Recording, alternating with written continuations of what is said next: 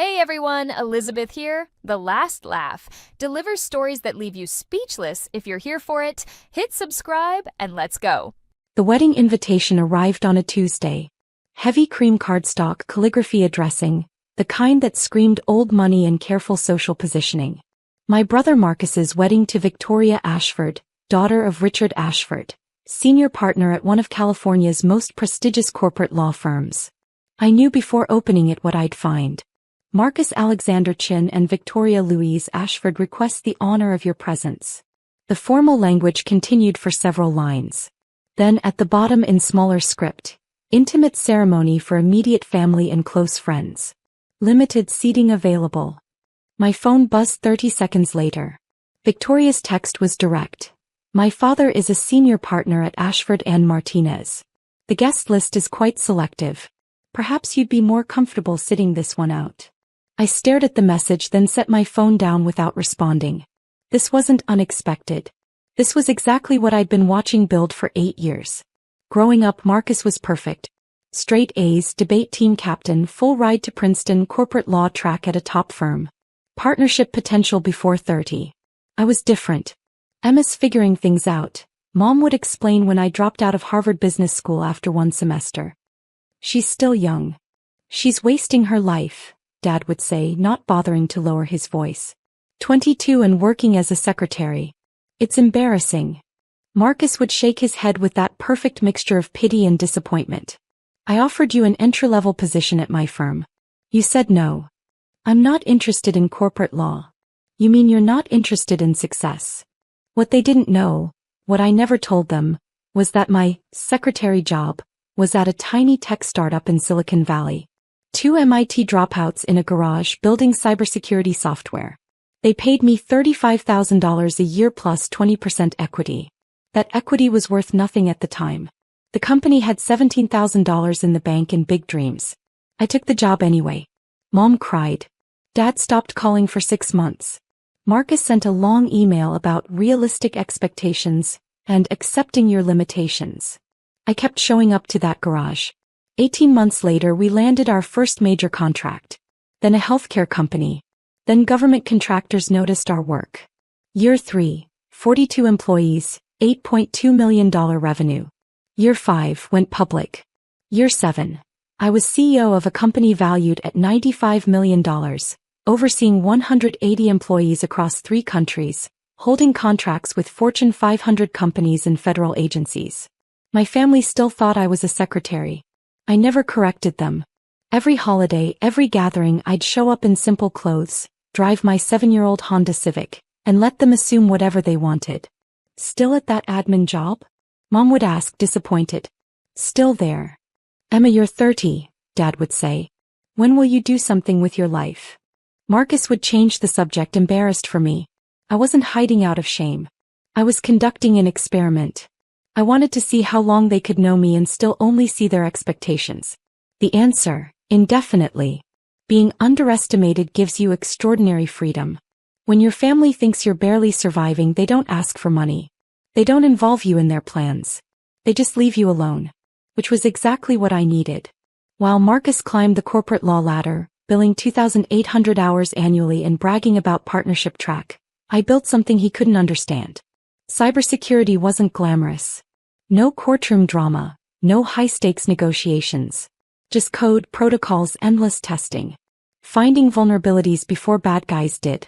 Protecting data, securing infrastructure, making sure hospitals and power grids couldn't be breached. Valuable. Profitable. Year 4, $12 million healthcare contract. Year 6, protecting financial data for 3 major banks. Year 7, federal security clearances, government contracts I couldn't name.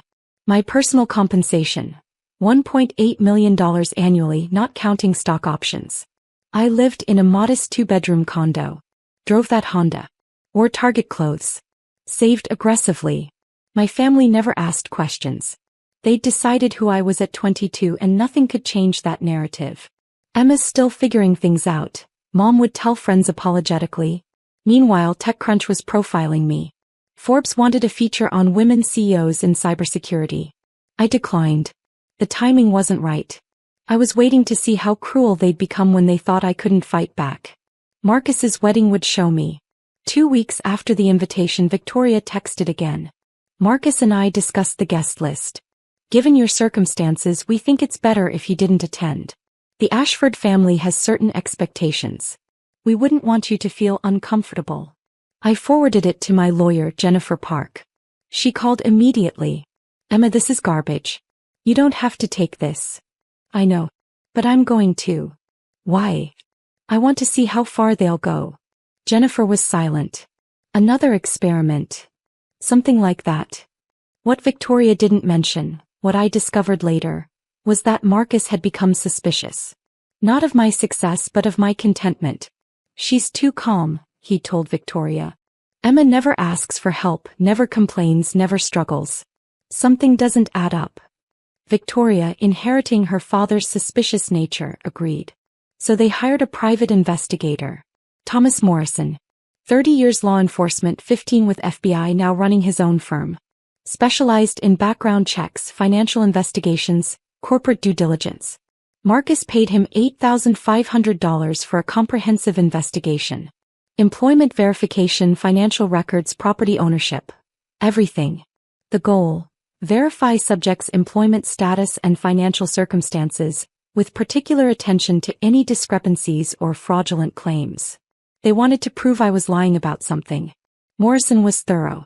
He requested employment verification, checked property records, pulled credit reports, conducted surveillance. What Marcus didn't know was that Morrison was also ethical. When seasoned investigators find interesting financial patterns during background checks, they sometimes expand their scope. Especially when those patterns suggest criminal activity. Especially when that activity involves the person who hired them. Morrison called me on Tuesday afternoon. Ms. Anderson? Thomas Morrison, private investigator. I need to speak with you urgently. I pulled over. I'm listening. Your brother hired me to investigate your finances. During that investigation, I uncovered information you should know about. I also found irregularities regarding your brother's own financial activities. My hands tightened on the wheel. What irregularities? The kind that interest the FBI's Financial Crimes Division. Can we meet? We met that evening at a Palo Alto coffee shop. Morrison was exactly what I expected. Late 50s, gray hair, the face of someone who'd seen too much to be surprised anymore. He slid a folder across the table. First, confirming what you know. Your CEO and founder of CyberShield Security. Company valuation approximately $95 million.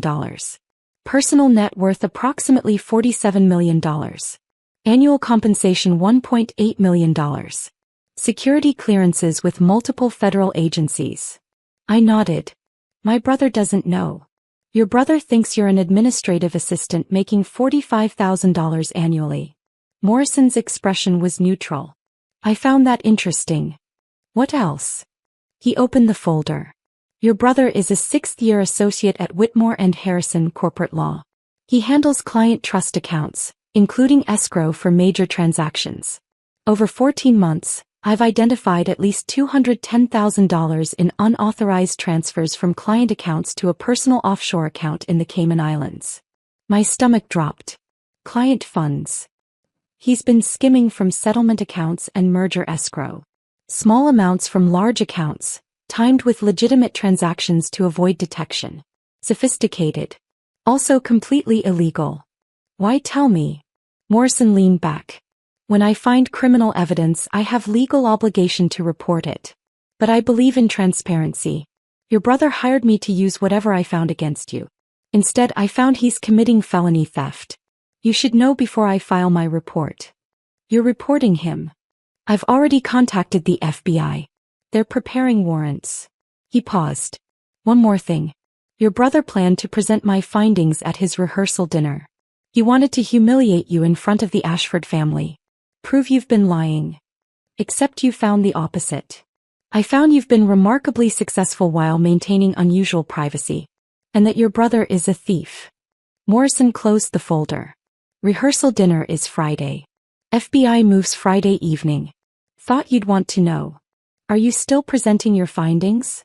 Your brother paid for a complete investigation. He'll get exactly what he paid for. Morrison's expression was grim. Both parts. The rehearsal dinner was at Piedmont Country Club. Victoria's family members for 3 generations. Main dining room reserved for 60 guests. Family wedding party, the Ashford family's inner circle. I wasn't invited. I showed up anyway. I'd chosen carefully. Not designer board meeting clothes. Not casual Target basics. Something between. Simple black dress. Minimal jewelry. My Honda parked between Victoria's Mercedes and Dad's BMW. The hostess looked confused. I don't see Emma Anderson on the list. I'm the groom's sister. There must be a mistake. Mom appeared, her face cycling through surprise, dismay, anger. Emma. What are you doing here? Attending my brother's rehearsal dinner. You weren't invited. I received an invitation. May I come in? Mom looked like she wanted to argue, but we were in public. The Ashfords were watching. She stepped aside reluctantly. The dining room was elegant. Cream tablecloths, floral centerpieces, soft piano music. 60 people in cocktail attire holding champagne, networking. Marcus saw me immediately. His expression darkened. He crossed the room fast. Emma. You shouldn't be here. I'm your sister. You weren't on the list. Why not? He glanced around, lowering his voice. Because Victoria's family has standards. They're successful, important people. And you're 30 working a secretary job, driving a 15-year-old car without the self-awareness to be embarrassed. This wedding is important. Victoria's father is here. Senior partners. I don't need my failure of a sister making everyone uncomfortable. I looked at him. The brother I'd grown up with. The golden child who'd never questioned whether his success qualified him to judge everyone else. I see. Just stay in back. Don't talk to anyone. Leave before speeches. I'll tell Mom you weren't feeling well. He walked away. I found a seat at a back table. Not family. Not even extended family. A table for obligatory colleague invites. I sat and waited. Victoria's father, Richard Ashford, stood for the welcome toast. Senior partner. 40 years practice. Never lost a major case. We're delighted to celebrate Marcus and Victoria's union. Both families have much to be proud of. Marcus's success at Whitmore and Harrison. Victoria's achievements at our firm. 2 families of accomplishment and distinction. Polite applause. Before dinner, Marcus has arranged a special presentation. Something about ensuring we truly know each other before tomorrow's ceremony. Richard smiled. Marcus. Marcus stood confident. Thank you, Richard. Yes, I thought it appropriate to share information that recently came to light. Information everyone should be aware of. He gestured toward the entrance. I'd like to introduce Thomas Morrison. Mr. Morrison is a private investigator with 30 years experience, 15 with the FBI. I hired him several weeks ago for a comprehensive background investigation. Morrison entered wearing a suit, carrying a leather briefcase. Expression completely neutral. The room went quiet. You see, Marcus continued, I had concerns about certain family members who may not have been entirely honest about their circumstances. Their employment. Their finances. Their claims about their lives. He looked directly at me. So I hired Mr. Morrison to find the truth. To verify everything. What he found was illuminating. Marcus smiled. Mr. Morrison? Morrison walked to the front. He set his briefcase down, extracting 2 manila folders. Thank you, Mr. Chin. He held up the first folder. I was hired to conduct comprehensive background investigation into Emma Catherine Anderson, age 30, residing in San Jose, California. Every eye turned toward me. Morrison opened the folder. The investigation included employment verification, financial records review, property ownership checks, general background verification. 6 weeks, multiple sources consulted. He paused, looking at Marcus. Here's what I found. Emma Anderson is founder and CEO of CyberShield Security, a cybersecurity firm headquartered in Silicon Valley. Founded 8 years ago, went public 3 years ago. Current valuation. Approximately $95 million. Employs 180 people across offices in San Jose, Austin, and London. The room erupted in whispers. Marcus's face went pale. That's not.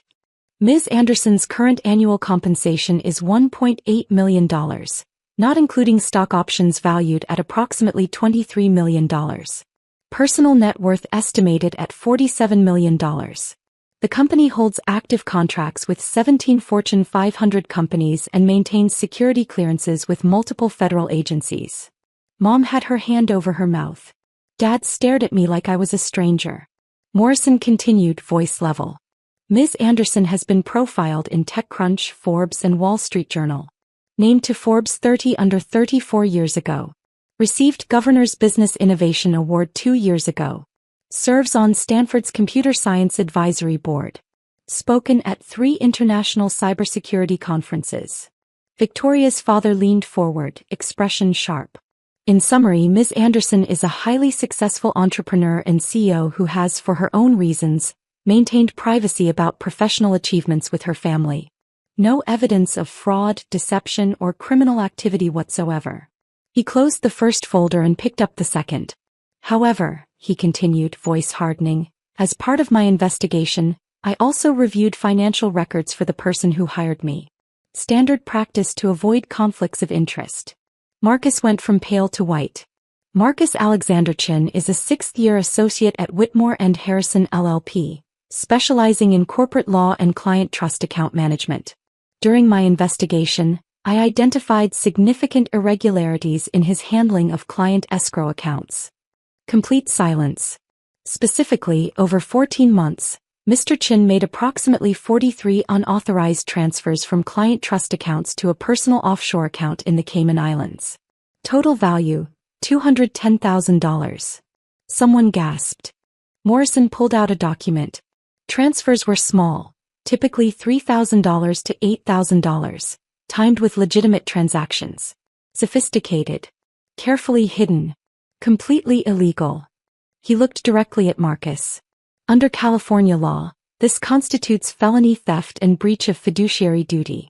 Under federal law, because several accounts involved interstate transactions, this also constitutes wire fraud. Richard Ashford stood. This is absurd. Marcus, tell him this is nonsense. Marcus stared at Morrison, mouth opening and closing silently. I have copies of all relevant financial records. Bank statements. Transfer receipts. Account numbers. Specific client accounts compromised. Exact dates and amounts of each unauthorized transfer. He pulled out another document. 6 hours ago, I provided all this information to the FBI's Financial Crimes Division. They reviewed the evidence and found it sufficient for federal warrants. Morrison checked his watch.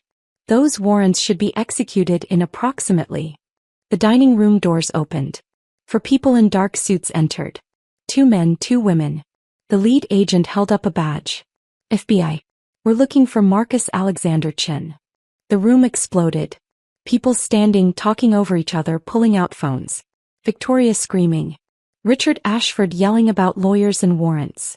Marcus backing away, face drained of color. Marcus Chin, the lead agent said, you're under arrest for wire fraud and theft of client funds. You have the right to remain silent. Mom started sobbing. An agent handcuffed Marcus. Another read writes. The entire Ashford family stared in horror as the golden child, the perfect son-in-law, was arrested at his own rehearsal dinner. Victoria turned on me, face twisted with rage. This is your fault.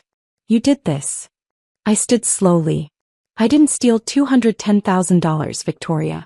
Your fiancé did that. You're lying. You're jealous because you're nothing and he's successful. I'm CEO of a $95 million company. I was never jealous. I wanted to see how long before you'd actually see me. Turns out never. Richard Ashford approached, lawyer instincts kicking in. Ms. Anderson, I apologize. If we'd known about your circumstances, this would have been handled differently. Would it? Or would you have just wanted something from me? He had no answer. FBI agents escorted Marcus toward the exit. He was crying, pleading, insisting this was a misunderstanding. Morrison approached me. Ms. Anderson, I apologize you experienced this. For what it's worth, your brother paid for a complete investigation. I simply delivered what he paid for. Both parts. Both parts. He handed me a card. If you need anything, call. He left. I looked around. At Mom sobbing. At Victoria on the phone with lawyers. At the Ashford family, their elegant dinner destroyed. At Marcus being led out in handcuffs, the golden child fallen spectacularly. I picked up my purse and walked toward the exit. Dad caught my arm. Emma, wait. We need to talk. We didn't know. You didn't want to know. There's a difference. But you're successful. I was always successful, Dad.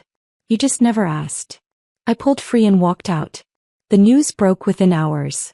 Silicon Valley CEO's brother arrested for $210,000 embezzlement at own rehearsal dinner. Private investigator exposes attorney's theft while investigating CEO's sister. My phone rang at 6 a.m.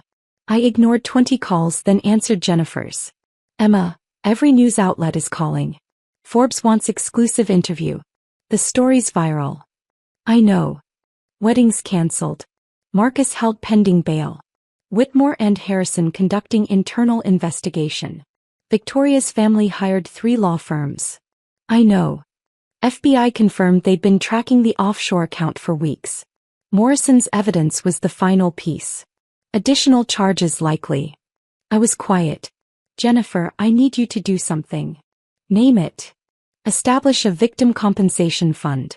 For Marcus's clients. Anonymous. Every penny returned with interest before FBI finishes investigating. Emma, that's over $200,000. I can afford it.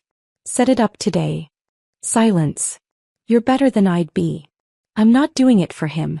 For the people he hurt. The fund was established that afternoon.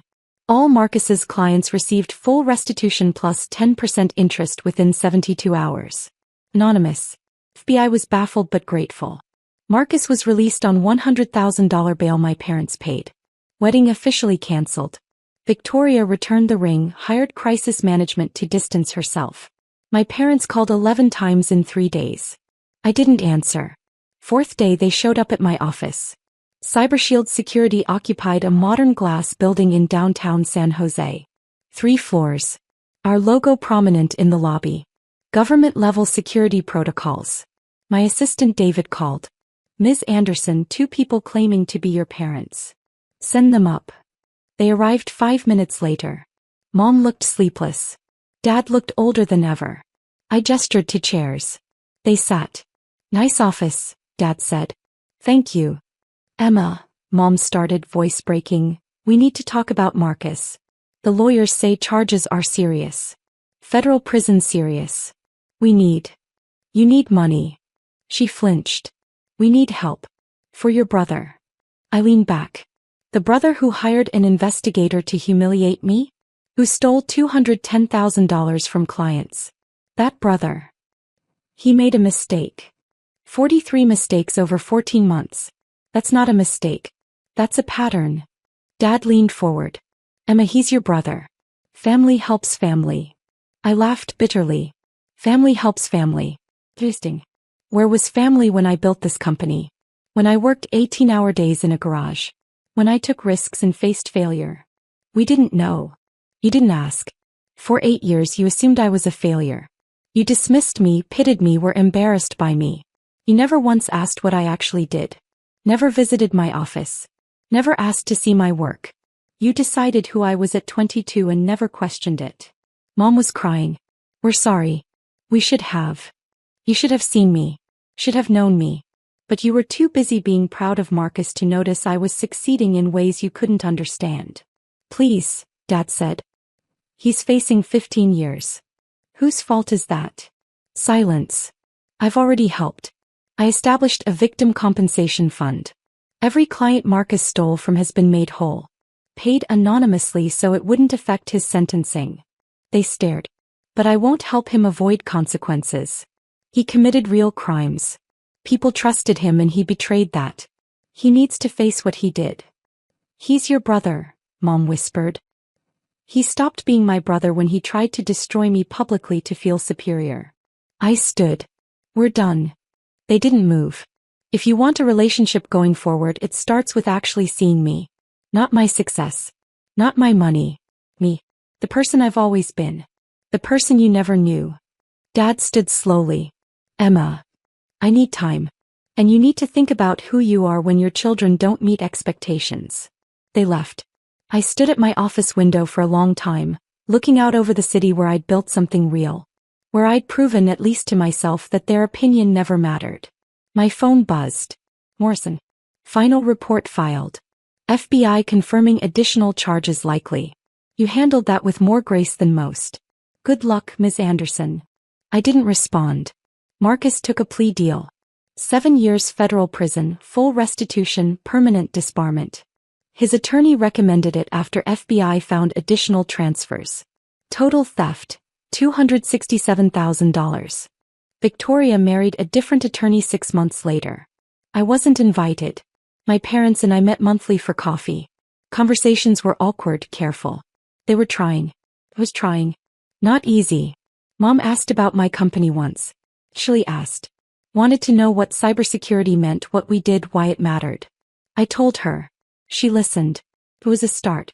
Dad forwarded an article about CyberShield's latest federal contract. Subject line, proud of you. First time he'd ever said that. I didn't know if we'd ever have a real relationship. If the damage could be repaired. But I'd stopped waiting for validation. Stopped needing them to see me. I'd seen myself. Built something remarkable. Proven my worth to people who mattered. My team, my clients, my industry. Their opinion was just noise. Forbes eventually ran that feature. Emma Anderson, the CEO who built an empire in secret. The article mentioned the wedding arrest but focused on company growth, innovation, impact. The photo was taken in our server room. Me in jeans and company t-shirt, surrounded by infrastructure protecting millions of data pieces daily. I looked happy, successful. I looked exactly like who I was. The article ended with my quote. Success isn't about proving anything to anyone. It's about building something that matters and being who you want to be. Everything else is just commentary. My phone buzzed when the article went live. Congratulations from colleagues. Pride from my team. Interview requests. Nothing from Marcus. Federal prison in Pennsylvania. Nothing from Victoria. Changed her name, moved to New York. Text from Mom. We're sorry we missed so much. Can we try again? I stared at the message. Then typed, coffee next Tuesday? Her response came immediately. Yes. Please. Not forgiveness. Not reconciliation. Not erasing 8 years of dismissal. But a start. And sometimes that's enough. I closed my laptop, locked my office, walked to my car. Not the Honda. I'd finally replaced it with something newer. Not flashy. Just appropriate. Driving home through Silicon Valley evening traffic, past dozens of tech companies and startups and dreams being built in garages, I thought about that younger version of myself. 22, taking a chance. Believing when no one else did. She'd been right. And that was worth more than any family approval could ever be.